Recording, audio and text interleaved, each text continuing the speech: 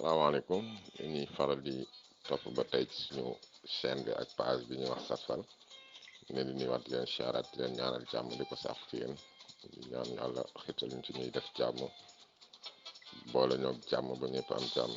dellu soit ak yéen nag tey ci beneen vidéo ngir mott li priorité de passage yi maanaam yooyu wax demal ak taxawal ba tey ñu tàmbalee ko ci bii nag nga xam ne dafay wax ne su fekkee ne obstacle dafa nekk ci yoon bi sa yoon ndax tali toujours ñaari voie la te ligne bi ci digg bi mooy séparer ñaari voie yi muy voie aller ak voie retour su fekkee ne obstacle dafa nekk yow ci sa voie da ngay bàyyi ki nga jàkkaarlool mu ñëw ba pare yow ngay soog a dem waaw obstacle bu mu munti doon rek da nga war a taxaw bàyyi ki nga jàkkaarlool mu ñëw ba pare yow ngay soog a ñëw su fekkee ne nag yoon bu xat la ci suuf mu doon diggante oto bu mag ak oto bu ndaw su boobaa oto bu mag bi moom la code bi wax mu taxaw wala mu arrière bàyyi oto bu ndaw bi jàll ba pare moom muy soog a jàll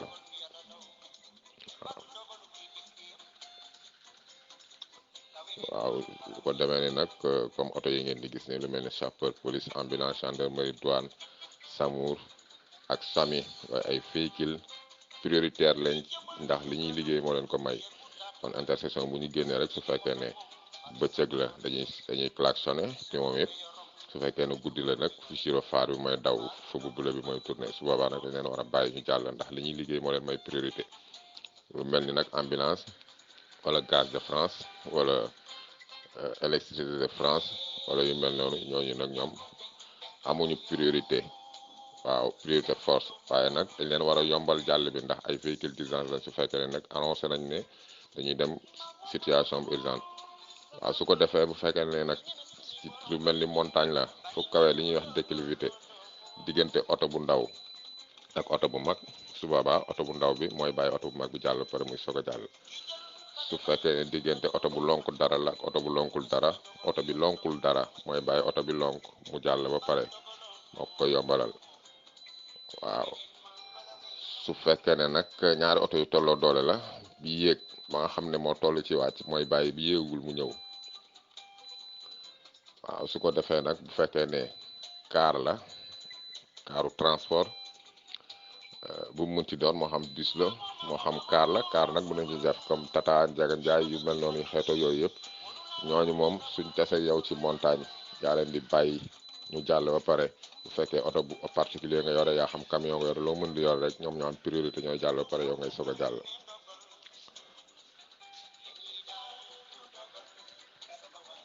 waaw car daal transport moo amee priorité kii nag tramway lañ koy wax tramway nag day faral di jéggi tali yi waaye tramway nag moo am priorité ci lépp tramway nag mën nañ ko croiser à droite comme nañ ko croiser à gauche waaye buy wàccee nag ay client dañoo kenn waratu ko doubler waaw bu taxawee ci arrêt rek kenn waratu ko doubler kii it signe la maanaam signalisation bu lay wax ne la da ngay bàyyi ki nga jàkkaarlool mu ñëw ba pare yow ngay soog a dem af la tere nga dem te ki nga jàkkaarlool ñëwul ba pare waaw céder le passage la par rapport ak circulation bi nga jàkkaarlool en face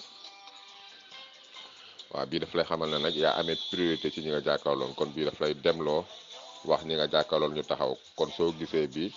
ñi nga jàkkaarlool bu xonk bi ñu romb lañ gis soo gisee bu xonk bi ñu romb bi nga boobu it ñi nga jàkkaarlool xamal ne ñoom gis nañ bu mel nii bu leen wax ne ñoom ñoo am priorité ci yow waaw bu ko defee lu mel ni piéton yi tamit dañ leen di bàyyi xel bu ñuy jéggi tali ak yu mel noonu piéton bu xasee ba engagé ci tali rek moo amee priorité dañ ko war a yombalal jàll bi bu ko defee lu mel ni tamit comme aire piétonne foo xam ne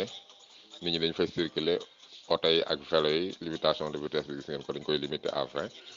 donc kenn waru fa taxawit du nit du oto du dara dañuy circuler rek di dox di dem waaw bu ko defee vélo yi tamit liñ ciy bàyyi xel mooy vélo dañ koy bàyyi xel lu bëri parce que ñoom